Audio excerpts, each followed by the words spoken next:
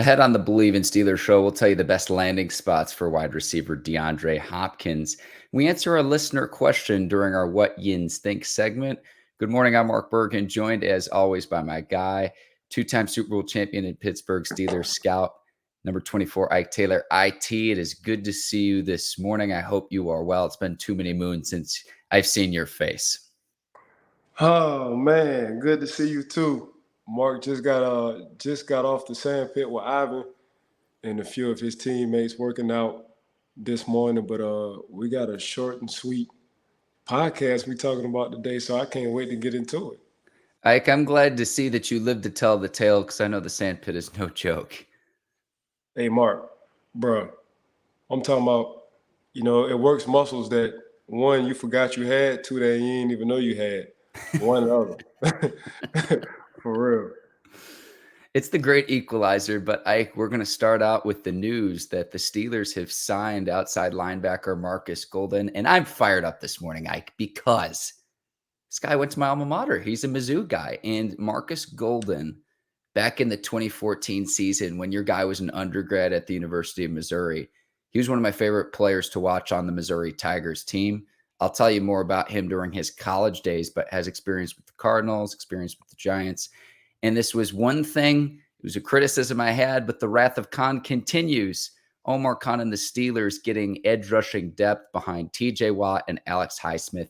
Yet another hole addressed this offseason, Ike. And I think this is a very solid addition for the Pittsburgh Steelers. 6'3", 260 coming from Mizzou. Just got him from Arizona.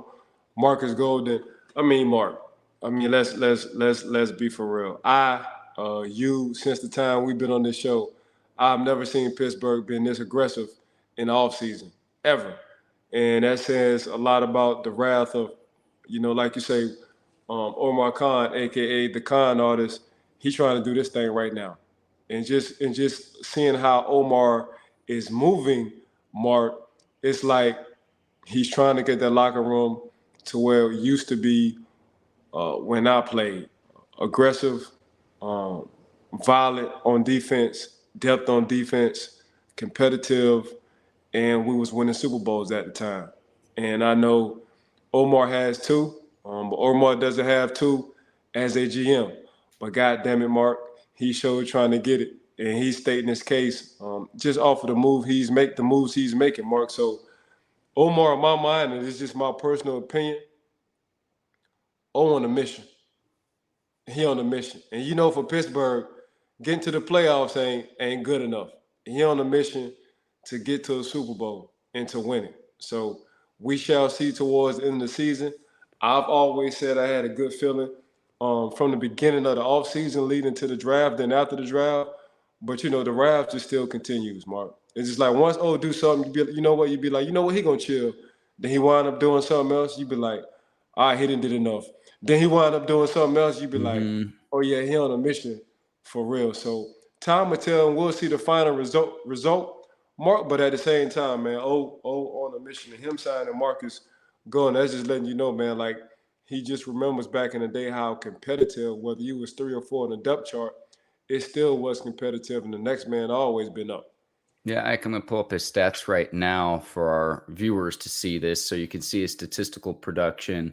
Time in Arizona, time in New York. He's actually had 2 stints in Arizona, but it was the edge rushing depth that was a true concern of mine, Ike, because I like what I've seen from TJ Watt. He, tied Michael Strahan's single season sack record. Then Alex Highsmith, I thought, played almost at a Pro Bowl level a season ago, and he's entering a contract season. So you like both of those players off the edge for Pittsburgh, but it was the depth that was a concern of mine. Now, having said all of this too, I think they'll likely get Golden on a good contract because there's a lot of good edge rushers still available in free agency. I'm talking about Yannick Ngakoue, Jadeveon Clowney, Leonard Floyd, Melvin Ingram, Frank Clark. There's a lot of players out there. If Omar Khan says, okay, Markus Golden's going to be the guy, he's going to be the one to help fill this void to make sure that we have the proper depth to keep TJ Watt and Alex Highsmith fresh and not miss a beat when that other player's on the field. I have all the confidence in the world that Markus Golden is going to be able to fulfill this role for the Pittsburgh Steelers. Yeah, we'll see what Mark going to do. Mark is a savvy veteran. He's been in the league for a long time. He knows what it is to be a professional. He's been productive, consistently productive over the course of his career, Mark. So O know what he's doing, but O looking for a certain style of guy. He looking for a guy who can come in, fit that locker room, and be a Pittsburgh Steeler. If his number is called up, he's gonna come in and contribute. And if you just look at statistically what Marcus have done over the course of his career, Markus Golden, I'm talking about, he's just been Mr. Consistent. And like you said, you can't get enough of two things when it comes down to the defense. You can't get enough guys in the secondary who can cover, and you can't get enough guys who can come off the edge and get to the quarterback. Because that's the way the NFL is going. So you gotta look at it like your third best rusher got to be like a nickel in the secondary. Got to be a guy who can be able to somewhat come in as a starter if somebody goes down and be productive. So I just made that up. I hope it sounded right. No, it did. It did. We will take a quick break, and we'll finish up about Markus Golden in just a second. But today's Bleav in Steelers show is brought to you by BetOnline.ag. We're into the NBA Finals, the Stanley Cup Finals. If you want to place a bet on any of the sports action, BetOnline.ag is the place to do it. Yeah, make sure y'all go to BetOnline.ag. Regardless on what sport it is right now, it's the playoff time, finals time between, like Mark said, the NHL and the NBA Finals. So make sure y'all go to betonline.ag. They open 24/7, 7 days a week. And you can see the promo code on your screen right now. That's BLEAV, Bleav. You receive a 50% welcome bonus on your first deposit. Bet online where the game starts. Ike, really quickly, when I was a senior at the University of Missouri in 2014, the year before, Missouri had gone to the SEC championship game down in Atlanta. They start the 2014 season 3-0. It's family weekend. Missouri's hosting Indiana, and Markus Golden didn't play. He had a hamstring injury. Long story short, family weekend was ruined because the Indiana Hoosiers came into Columbia, Missouri, and upset my alma mater. And it was because Golden didn't play. He didn't miss a game for the rest of the season. Missouri only lost 2 games, got back to the SEC title game that year too. So early on in the season, it was like, wow, my hopes and dreams for what was a magnificent season the year before, we're not going to get back to Atlanta to compete for a conference championship. But he was a big part of that. He teamed with Shane Ray out of Mizzou all those years ago. So I'm going to be very, very biased. I love my Mizzou guys, Ike, but I think this is going to be a perfect role for him. I just hope he doesn't get upset because TJ Watt and Alex Highsmith are awfully good. They're a great duo. But when you need to keep them fresh, when you need to keep them off the field for a play, a series, a third down, I think Golden's going to be able to come in there and you're not going to miss a beat. So I just hope there's enough snaps to go around. But at the age of 32 at this point in his career, when the Steelers are going to be able to count on him, as long as he doesn't get disgruntled with his role, Ike, I really like this signing. And again, I'm going to stump for my Mizzou games all day long. There's really no need for Marcus to get upset. To be honest, I think Pittsburgh, what Pittsburgh is getting back to is just telling guys when they get them, this is going to be your role. If you and I feel like, we got the best duo when it comes down to edge rushing. So you just coming in and contribute and hopefully helping us hoist a Lombardi or two. So it's one thing I know about Coach T. He's going to tell you what it is, what he wants you to do from the dope. Now, you can come in and be like, you know what, I'm going to try to start, but you ain't starting over, Smitty and TJ Watt. That's just not going to happen. I know. So that's just, you're going to come down, you're going to come in, you're going to be, hopefully you can work your way up, or going to be the third outside linebacker coming in and making plays and getting rushes. And, just look at how Smitty just came along when TJ Watt got hurt. Like, TJ is contagious. And what I mean by TJ is contagious is his work ethic off the field and see what he does on the field. When TJ plays, it's a high percentage that the Pittsburgh Steelers wins. When TJ is not on the field, it's a high percentage that Pittsburgh's not going to win. So TJ is a key factor, whether it's on the offense or defensive side for the Pittsburgh Steelers right now, until somebody else, step into play, and it changes the realm on how you look at Pittsburgh. So, being disgruntled, he just got to be patient. And he's been patient all his life. But coming in and thinking you're going to be Smitty and TJ, man, that's hard. That's the 2 best duels in my mind. That's the 2 best duels. Just understand, you're going to play. And that's what, Marcus, I guess that's what they told him. And I'm just guessing. You're going to play. Yeah. We just don't know how many snaps you're going to play in each game. Some games you might get more than others. As you know, TJ doesn't play every down in every game. Smith, you're gonna wind up coming in and giving Smitty a break. So regardless of how you look at it, let's just say you play 15 snaps a game. You got 15 opportunities to get to the quarterback, especially if it's situational football. So he gonna get plenty of snaps to make his plays. So I wouldn't say disgruntled. I wouldn't want him to come in or trying to be disgruntled. He's gonna get between the two guys. He gonna give them guys rest and give them breaks, and he's gonna have opportunity to get to the quarterback as well, Mark. Yeah, I can don't forget the Steelers brought in Bud Dupree this offseason for a visit, uh, considering bringing back the former Steelers player. He ended up going to Atlanta, but then again, the depth. You had Nick Herbig in the draft. You also have Quincy Roach. Last season, the Steelers traded for Malik Reed. He's no longer on the team. So again, it was that depth that I was looking for. And again, going back to the Wrath of Khan, what has been a very impressive offseason for the Steelers. Ike, we will move on. Kenny Pickett had his SUV briefly stolen during a radio interview. His playbook was inside too. What I wanted to ask you was like, has anything like this happened to you from when you were a player? Both the playbook and the SUV were returned, and I know that charges were filed against whoever ended up doing it. But do you have experience of anything of this nature? Because it's just like I read this headline, it was like the SUV was only gone for like 30 minutes. Yeah, I haven't had of that magnitude, no. But they found it. They got it back. They found exactly who it was. So that's what Pittsburgh too. When Kenny Pickett calls 911, or when he calls the Pittsburgh Steelers, say my SUV got stolen, I had a playbook in it. Okay, what kind of SUV you got? I got this kind of SUV. Up 30 minutes later, we got it right back. That's just what it's gonna be. It's like an all-out manhunt, man search for the city of Pittsburgh. And you don't take the city of Pittsburgh. You don't take nobody car anyway. Period. That's just Yeah. when it comes down to stealing and carjacking, I think that's reckless. It's consequences for that because people work hard to get to where they at, and they made decisions you didn't make when you were younger, or they just made better decisions, and it was consistent over a long period of time. But when you take KP's, the Pittsburgh Steelers quarterback, not only SUV, but you take his playbook, there's going to be some consequences, and they're going to get that thing back as fast as possible. And that's exactly what they did.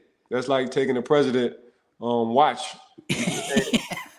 That's not going to work in the city of Pittsburgh. They're going to shut everything down in the city of Pittsburgh. People call off of work in Pittsburgh just to get that man SUV and that playbook back. You know, people get how people feel about the Pittsburgh Steelers quarterback, especially the franchise quarterback. Man, it's more than just the police. No. It's the whole city looking for you. So they got it back ASAP too as well. Like taking this out of this specific instance, how secretive are teams with playbooks? Man, that's the Bible. I mean, I don't want to put in comparison with the Bible, but that's how valuable the playbook is to a team. You know, that's the formula. That's the ingredient. You know, when you take somebody's playbook, you're taking the Bible away from them. You're taking a lot. You're taking a lot of money. Just think about it like that. When you take somebody's playbook, you're taking a lot of money away from them. And the reason why I say you're taking a lot of money away from them is, you know, that's all we can do. So our playbook is the Bible, in a sense, when it comes down in the football world. You know, that's something you wanna critique. That's something you want to be perfect at. You want to strive for perfection when it comes down to that playbook. You're putting your body through all the physical torture that you need to go through the season, but none of that matters if you don't know that playbook. If you can't pick up that playbook, if you can't get that playbook down pat, especially at the quarterback position, you know, that's the hardest position other than quarterback, you know, secondary guys, but that quarterback, that's the hardest position, I think, in my mind, on the field. So you take that playbook away from him, man, you just taking a lot away from him. You taking away the whole organization. So I'd rather, even though they got both back, I'd rather them steal the car. We can easily get a car, but it's hard. But it's torture to have that playbook out floating around. You know, so now there's no competitive edge. You know, it's just like you having a black book, Mark, or you having a diary. That's for you. That's only for you. Somebody get a hold of your diary or your black book, man, that's like secrets nobody never knew, or stuff you don't want nobody to know. You know, so That's how I look at it with that playbook. Take the car, get the car back. That playbook, man, it's hard. It took years to create that playbook. It's a reason why you can't pay to get a playbook from the NFL player. That's just a golden rule. You can get another car.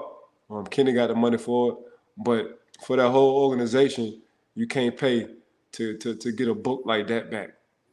I know during HBO's Hard Knocks, that's always part of it, where it's like when they're making the player cuts, they'll be like, coach wants to see you, the GM wants to see you, and bring your playbook as well. Yeah. And you just know how special that is. That's an amazing line, that you'd rather get the playbook back than the car itself.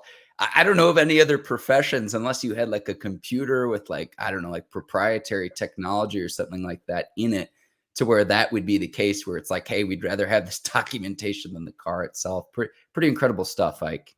Yeah, I'm glad they got it back, Mark. Yeah, amen. Let's go to what Yins think. This is where our listeners and viewers can ask us questions, Ike. And see if I can bring this on the screen here. Chess Pete's writes, Uncle Ike, which addition was majority a result of your hard work to get him here? And Ike, I think he's asking about your scouting responsibilities this offseason. Oh man, I always wanted to be a scout, chess piece. So Omar stuck to his word. Omar liked what I was doing. While I was playing, I was active in the scouting department. Not as official, but unofficial. I always wanted to go in, see how they thought, see how the transition was going to be. I always thought I had a good eye when it came down to guys from college getting drafted to the NFL. I always thought that. It's just gave me opportunity to hone into my skills and teach me how the Pittsburgh Steelers like to do it. So, for me, this is not a job. Scouting is not a job. I love doing this. So I've won 2, been to 3 as a player. I would love to win 1 just working in the front office. So just keeping me busy. Not only that, just adding on something to my resume, always challenging myself, always getting comfortable in uncomfortable situations. I pride myself on doing that. But this is something I always wanted to do, chess piece. So I'm just glad and fortunate that Omar, wound up hiring me in Arunas and Coach T, just liking my style and the way I present, and me coming into that front office room and just put my 2 cents in. Yeah, and I think it's a collaborative effort, Ike, because I look at, at least from the draft standpoint, the 2 corners the Steelers bring in, and Joey Porter Jr., Corey Trice Jr. as well. I think it's a collaborative effort, and the way you answer that question, I think, speaks volumes about you, Ike. But listen, I'll carry the boom box down the Ike Taylor parade. I know that you were a big part of those contributions in bringing those players to the Pittsburgh Steelers. I know you played a role in that. Yeah, when it came down to a position, that was my position, the secondary guys. That was my number 1 position. Now, Lil Colbert, Dan Colbert, he's on top of me, meaning I got to go to him when it comes down to things he wants me to do. So he gave me a little bit more.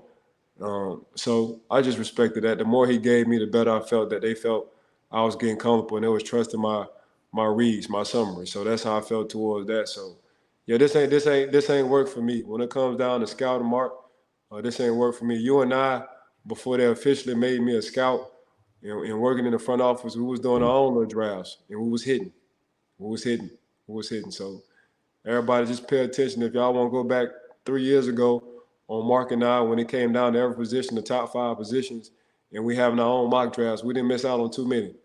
So, this ain't work for me. This something. Just like you and I on this podcast. Yeah. We would be doing this even if we weren't getting paid, Ike. Yeah, this ain't. Even though we're gonna get this payday, but this ain't work for us. Just like scouting, it's not work. Well, when we first started this show, Ike, when it was audio only, it'd be like, if I could afford a box of pizza after a month's work, that was good. And it's like we're continuing to build and build and build. You always tell me Rome wasn't built in a day. Yeah, that trust the process. Trust the process. That's all. So we got things going. We've been doing it for a while, so that says a good thing. What's going on year 4? Yeah. Yeah. that I fast. just want to thank Chess Piece for his question as well. It was, Appreciate you, I Chess go Piece. through all the comments, and if you have questions for both Ike and I, we'll use the best ones. We love bringing in listener comments during our What Yins Think segment. So thank you to Chess Piece for his question. And if you have other questions for us throughout the offseason, trust me, we're going to need topics. Feel free to send those our way on YouTube. Ike, our final segment of the show, DeAndre Hopkins, one of the best receivers in the league, is a free agent. So my question for you, as former NFL DB, someone who played 12 years in the NFL, where do you think the best landing spot for the star receiver would be? I was thinking Dallas. But the reason why I'm thinking Dallas, like I think Dallas would be a good fit for him. I mean, I know he can go to KC, he can go to Buffalo, he can go to really any contender that he want to. And for right now, DeAndre Hopkins, I don't think it's about the money. I think the man really want to win a ring. So I think he want to be a big piece to that. One of the big pieces is Dallas. You know, he can go to Philly. Really, he can go any way he want to. But I just think DeAndre Hopkins, his competitive attitude, he won't go like to where he see, okay, this team is on the verge, and the verge might be an outside looking in. Instead of, I know Philly gonna be in the talks. I know Buffalo gonna be in the talks. I know KC gonna always be in the talks on hoisting Lombardi's. But man, what's a squad I like? What's a young good squad? And the young good squad right now is the Dallas Cowboys. If you look at it, you see what they're doing on defense.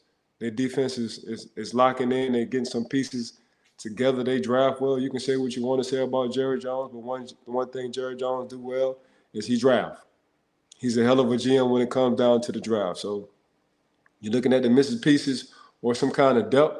I know you pick up Brandon Cooks. You got CD. You got Gallup. You get that fourth receiver in DeAndre Hopkins. Now you got a hell of a mix, because you did lose your tight end. So of course I lost my tight end. So if I lose a tight end, man, I gain a receiver. And what better way to give a guy like Dak Prescott a receiver like DeAndre Hopkins? He's always open. I mean, even when he got two or three guys on him. So if you want to talk about opening up the playbook for CeeDee Lamb, letting him work the slot when DeAndre come in, hopefully Michael Gallup can stay healthy throughout the game. And we just all know what Brandon Cooks do. Brandon Cooks, low-key, been the most consistent receiver in the league when it comes down to 1,000 yards every year and him getting behind the defense. So it just depends on what the offensive coordinator, Schottenheimer, what he want to do and if he want to. But I would say Dallas, but, DeAndre just got so many options right now. It's good to have options. They say if two teams fighting for you, you got action. And I'm sure it's more than two teams Oh, that yeah. wouldn't mind having DeAndre Hopkins. Don't forget, from the defensive standpoint with the Cowboys as well, like Dan Quinn will remain the defensive coordinator there. And this comes during the offseason when he had interest from other teams to become their head coach. He's the former head coach of the Atlanta Falcons and a great defensive mind. So when I see what Micah Parsons is doing, I know that there's not going to be a drop off because there's that continuity and that Quinn will remain the team's defensive coordinator in the 2023 season. He could have left. Yep. Coach Quinn could have left, but he looking at the old Coach Quinn looking at the old Seattle Seahawks. He looking at what he had with the Seattle. And he's it. Micah. I keep saying this. I said this about Joe Burrow. I said Joe Burrow will get paid $60 million a year, and we shall see what he get paid before training camp. Michael Parsons will be the highest paid defensive player ever until somebody else beat whatever he gets. And that's just how I feel. And he deserves every penny that he get. He just them guys like him, they don't come around too often. When you see him, you gotta acknowledge it. When you see greatness, you just gotta acknowledge it. And the young man is great, and he ain't even tap into his potential. That's the crazy part about it. So Quinn ain't going nowhere. When you got a guy like Michael Parsons who understands what it is to be a professional in the offseason, not being lazy, working hard, always saying how he can get better, looking at guys in college still because he's still young, looking at guys on who he think that can help their defense, and y'all wind up drafting somebody he like. Come on, man.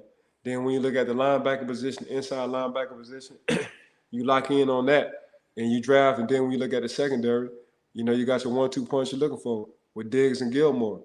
So I mean, Coach Quinn just looking at it like I didn't seen this before. I'm just missing a piece. I don't know what piece I'm missing. I'll figure that out.